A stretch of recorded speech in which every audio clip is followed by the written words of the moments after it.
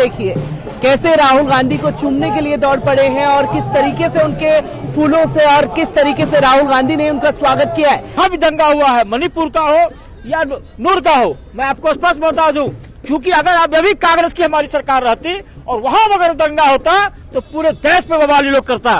गृह मंत्री का बयान, प्रधानमंत्री से लेकर उनके सारे लोग का बयान आ जाता। आरएसएस और उसके जन्म देने वाली संस्था भाजपा, ये दोनों हिटलर के उस सिद्धांत पर काम करते हैं कि झूठ को एक बार नहीं 100 बार बोलो तो सत्य लगने लगेगा। हिंदू मुसलमान हम लोग भाई भाई है। नफरत की आग जैसे भारतीय जनता पार्टी, जैसे जैसे चुनाव आता है ऐसे दंगा भड़कते हैं और घटनाएं होती देश भर में लगातार। आप देख लें, चाहे मणिपुर की घटना है, जैसे जस्ट तत्काल में अभी हरियाणा की घटना है, हिंदू मुस्लिम, इसके पहले 4 साल तक सब ठीक रहते हैं।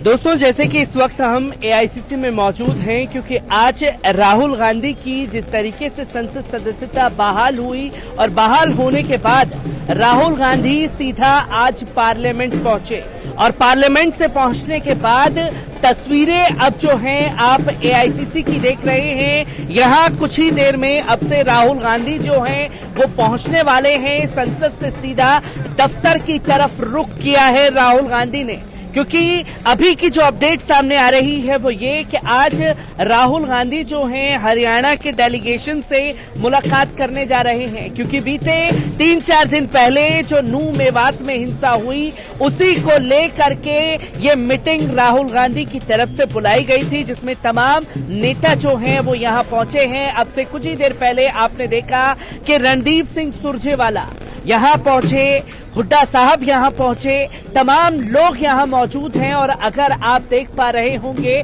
तो पीछे अलका लांबा जी भी मौजूद हैं, जहां अब से कुछ ही देर में राहुल गांधी की मीटिंग जो है हरियाणा के मसले पर यहां होने वाली है, क्योंकि यहीं से राहुल गांधी जो है वो निकल करके जाएंगे और प्रशंसकों का जो जमावड़ा है वो राहुल गांधी को देखने के लिए है। क्योंकि जिस तरीके से हमने देखा कि कैसे मोदी हुकूमत के फैसले को सुप्रीम कोर्ट ने पलटा और सुप्रीम कोर्ट के फैसले के पलटने के बाद वो आज यहां पहुंचे, इससे पहले भी पहुंचे थे। जब 2 घंटे में संसद सदस्यता रद्द हो सकी थी तो 2 दिन लग गए संसद सदस्यता बहाल करने में। अब से कुछ ही देर में आप लोग देखेंगे कि स्क्रीन पर राहुल गांधी जो कि कांग्रेस दफ्तर सीधा पहुंचने वाले हैं। जैसे कि आप लोग देख सकते हैं कि राहुल गांधी सीधा संसद से इधर कांग्रेस दफ्तर पहुंच चुके हैं, जो कि स्क्रीन में आपको इस वक्त राहुल गांधी जी जो हैं वो दिखाई दे रहे होंगे। प्रशंसकों का तादाद जो है वो लगातार बढ़ती जा रही है, जो राहुल गांधी को देखने के लिए यहां पहुंचे हुए हैं, क्योंकि अभी कुछ ही देर पहले खड़गे साहब जो हैं वो यहां पहुंचे और इसके तुरंत बाद आप देखेंगे कि राहुल गांधी जी जो हैं वो यहां पहुंचे हैं, जो कि लोकसभा से सीधा यहां पार्लियामेंट से सीधा यहां का दौरा किया है। क्योंकि लगातार जो है राहुल गांधी जी जो है, जो कि आपको दिखाई देंगे स्क्रीन के अंदर, जो राहुल गांधी जी जो है, देखिए प्रशंसकों की तादाद देखिए, कैसे राहुल गांधी को चूमने के लिए दौड़ पड़े हैं और किस तरीके से उनके फूलों से और किस तरीके से राहुल गांधी ने उनका स्वागत किया है। जैसे कि अभी आपने देखा कि लोकसभा से सीधा जो है राहुल गांधी दफ्तर पहुंचे हैं और हरियाणा के मसले को लेकर के अहम बैठक जो है वो बुलाई गई थी। तमाम नेता यहां मौजूद है, राहुल गांधी से मिलने के लिए उनके समर्थक जो है पहुंचे हुए थे। किस तरीके से तमाम मुद्दों को उनके प्रशंसक देख रहे हैं, इसी पर बात करने के लिए कुछ साथी हमारे साथ मौजूद हैं। किस तरीके से देख रहे हैं जो राहुल गांधी की संसद सदस्यता तो 2 घंटे के अंदर रद्द कर दी गई थी, पर बहाल करने के लिए 2 दिन का समय लेना पड़ा है। देखिए, सत्य परेशान हो सकता है पर पराजित नहीं हो सकता। सत्य में जयते, आप किसी को कितना भी परेशान कर लो, आखिरी में जीत सत्य की होगी। और माननीय उच्चतम न्यायालय ने इस बात को पूर्ण रूप से साबित किया है। माननीय राहुल गांधी जी को ये लोग पप्पू करके बाहर किए थे, अब राहुल जी सत्य के आधार पर इनके फूफा बन के वापस आ गए हैं और माननीय राहुल जी के वापसी संसद सदस्यता बहाल होने से देश के करोड़ों कांग्रेस जनों में और करोड़ों करोड़ों भारतीयों में उत्साह का संचार हुआ है कि बब्बर शेर के भांति राहुल गांधी संसद में फिर दहाड़ेगा और देश के साथ धोखे किए जा रहे मित्रों के लिए जो ये सरकार है उनकी नीति बनाई जा रही है उसके विषय में राहुल गांधी फिर दमदारी से बात रखेंगे, इनकी बखिया उधेड़ेंगे, इनके भ्रष्टाचार के पोल खोलेंगे और सैकड़ों सवाल राहुल गांधी फिर खड़ा करेंगे। ये इंदिरा गांधी का पोता है, ये राजीव जी का बेटा है, ये किसी से नहीं डरते, ये सरकार से क्या डरेंगे। क्योंकि हमने देखा कि जैसे ही राहुल गांधी जी आज पार्लियामेंट में जाने वाले थे तो तमाम नेतागण, अनुराग ठाकुर हो, स्मृति ईरानी हो, वो ये आरोप लगाने लगे कि अब पार्लियामेंट में नौटंकी देखने को मिलेगी। ये जो लोग हैं ये टीवी कलाकार है, इनका काम ही है एक्टिंग करके प्रोड्यूसर डायरेक्टर को खुश करना। तो इस सरकार में जो डायरेक्टर बैठे हैं माननीय प्रधानमंत्री जी, उसको खुश करने के लिए कुछ तो करना पड़ेगा दरबारी लोगों को। राहुल जी कि ये कहीं से किसी तुलने के मुकाबले नहीं है। ये राहुल गांधी है जो भारत जोड़ने के लिए 3500 किलोमीटर से ज्यादा की पद यात्रा एक टी शर्ट जींस में करता है। ये राहुल गांधी है जो राफेल के बारे में कहता है। ये राहुल गांधी है जिसके परिवार के लोगों ने इस देश के लिए बलिदान दिया, उसके बाद भी आज वो जनसेवा में है। ये इनकी कोई बखत नहीं है कि राहुल जी की ये बात करे। मैं आग से लड़ने निकला हूँ, अंगारों से क्या डरना, और कांग्रेसी हूँ तो कांग्रेसियों को सरकारों से क्या डरना। ये राहुल गांधी है, राहुल गांधी कभी नहीं डरते, किसी से नहीं डरते। ये गांधी परिवार है, ये सत्य के राह पर चलते हैं और लोगों की आवाज बुलंद करते हैं। मैं इसी के साथ ये जानना चाहूंगा क्योंकि आज जब राहुल गांधी जी पार्लियामेंट में पहुंचे तो पार्लियामेंट को स्थगित कर दिया गया ताकि जो हिंसा वाले क्षेत्र है, मणिपुर में हिंसा हुई, हरियाणा को लेकर के अभी ये मीटिंग बुलाई गई है, तो कैसे देख रहे हैं जब सरकार फंसने लगती है तो हिंदू मुस्लिम की राजनीति शुरू हो जाती है, जो कि नू मेवात में देखने को मिला। देखिए ऐसा है, आरएसएस और उसके जन्म देने वाली संस्था भाजपा, ये दोनों हिटलर के उस सिद्धांत पर काम करते हैं कि झूठ को एक बार नहीं 100 बार बोलो तो सत्य लगने लगेगा। लेकिन आप चैनल से राहुल जी को हटा दोगे, समाचार पत्रों से हटा दोगे, इस देश के 140 करोड़ लोगों के दिल से कैसे राहुल गांधी को निकालोगे। लश्कर भी तुम्हारी है, सरकार भी तुम्हारा है, तुम झूठ को सच लिख दो, अखबार भी तुम्हारा है, लेकिन ये राहुल गांधी है और राहुल गांधी पूरे देश को जोड़ने का काम कर रहे हैं। इस देश के आजादी से लेकर इस देश को भारत बनाने में यहाँ के सारे लोगों का योगदान है। माँ भारती के बेटे हिंदू भी है, मुस्लिम भी है और सिख भी, ईसाई भी है। 22 करोड़ मुसलमान इस देश में रहते हैं, वो इस देश के नागरिक है। मुसलमान को इस देश छोड़ के जाना होता तो 1947 के बंटवारे में चले जाते। न भगाए किसी के जाएंगे, न बुलाए किसी के आए हैं। ये जर्रे हैं खाक के, यही खाट में मिल जाएंगे। ये इस देश के लोग हैं, देशभक्त लोग हैं, राष्ट्रवादी लोग हैं।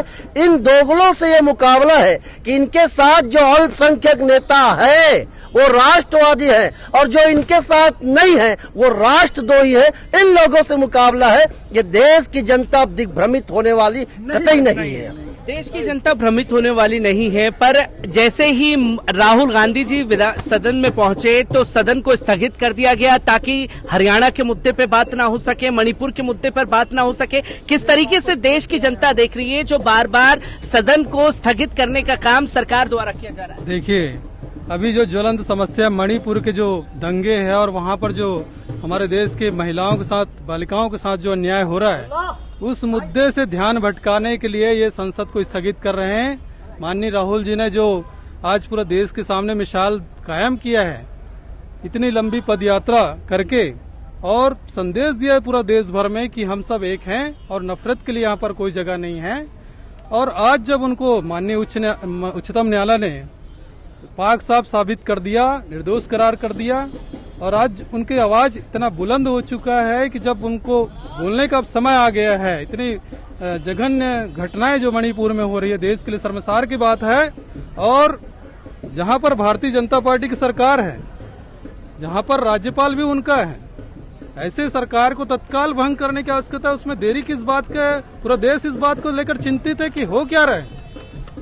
जो सरकार वहां पर नाकाम रहा है हिंसा को रोकने के लिए, क्या मैतेई समुदाय, क्या कुकी समुदाय, किस पक्ष को बचाना चाह रहे हैं? भारतीय जनता पार्टी के नेता ये जो है सोच का विषय, और इसी मुद्दे को भटकाने के लिए संसद को नफरत की आग जैसे भारतीय जनता पार्टी जैसे जैसे चुनाव आता है ऐसे दंगा भड़कते हैं और घटनाएं होती देश भर में लगातार। आप देख लें, चाहे मणिपुर की घटना है, जैसे जस्ट तत्काल में अभी हरियाणा की घटना है, हिंदू मुस्लिम, इसके पहले 4 साल तक सब ठीक रहते हैं। जैसे ही चुनाव नजदीक आता है, लोकसभा चुनाव है या कहीं पर विधानसभा चुनाव होना है, तो ऐसी घटनाएं आती ताकि धार्मिक भावनाओं को भड़काकर लोगों को एक पक्ष माहौल किया जा सके, हिंदूवादी किया जा सके, उनको अलग धर्म के हिसाब से किया जा सके। यही इनका मकसद है। इनको देश के सुचारू संचालन से और धर्मनिरपेक्ष राष्ट्र से कोई मतलब नहीं है। इन्हीं भावनाओं को भटकाने के लिए ऐसा स्थगित करना या दूसरे मुद्दे को उठाना, कभी छत्तीसगढ़ का नाम लेते हैं, कभी राजस्थान का नाम लेते हैं, है ना। मुख्य मुद्दा जो तुम्हारे सरकार है यहाँ पर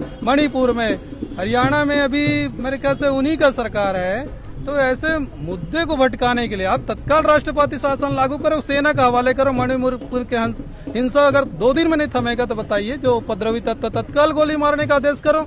139 करोड़ की देश की आबादी है, ऐसे उपद्रवी तत्वों के 2-4 लोग खत्म होने से कुछ नहीं होने वाला है, लेकिन राष्ट्र शांत रहेगा। हमारे पूरा देश भर के लोगों की भावनाएं हैं, कांग्रेस के लोगों की भावनाएं कि आप अपने मौन व्रत को तोड़िए। माननीय प्रधानमंत्री जी, वहाँ कूपे से बाहर आइए, मीडिया के सामने आइए, लोगों को बताइए कि हम ऐसा कर रहे हैं। आप बताते कुछ नहीं है, कर कुछ नहीं रहे हैं। लोग देख रहे हैं कि आप इतना मौन व्रत किस लिए धारण किए, कि आप साधु संत हैं, राजनीतिक व्यक्ति हैं, आपको तत्काल फैसला करने का आवश्यकता है। मैं एक आखिरी सवाल आप सब लोगों से लेना चाहूंगा, क्योंकि हमने देखा कि देश में अदालतें हैं, संविधान से देश चलता है। बीते कुछ दिनों से लगातार देखने को मिलता है कि कोई घटना घटती नहीं, न सरकार को अदालत की जरूरत पड़ती है, न वकील की, न किसी कोर्ट की। सीधा सड़क पर इंसाफ कर दिया जाता है, लोगों के घरों पर बुलडोजर चला दिया जाता है, जो कि साफ तौर पर हरियाणा में भी देखने को मिला और आज हाईकोर्ट ने उस पर रोक लगाई है। तो कैसे देखते हैं इस चीजों को, जो संविधान की धज्जियां ये बीजेपी शासित राज्य उड़ाने पे लगे? मैं बहुत बड़ा स्पष्ट बता दूं कि जब से हमारे नेता राहुल गांधी जी को लोकसभा से, आप तो देखे कि बहुत साजिश के तहत पार्लियामेंट से इनको किया था, और सबसे बड़ा बात है कि उसी दिन 4 दिन के अंदर में घर भी खाली करवा दिया। और सबसे बड़ा बात, अभी 2 दिन पहले जो प्रेस कॉन्फ्रेंस हुआ था उसमें हमारे लोकसभा के नेता रंजन साहब ने बड़ा सबसे कहा कि हम खालीपन, हमारे पार्लियामेंट के जितने भी लोकसभा के सदस्य हैं वो अपने आप को बिना भाव का खालीपन महसूस करते हैं।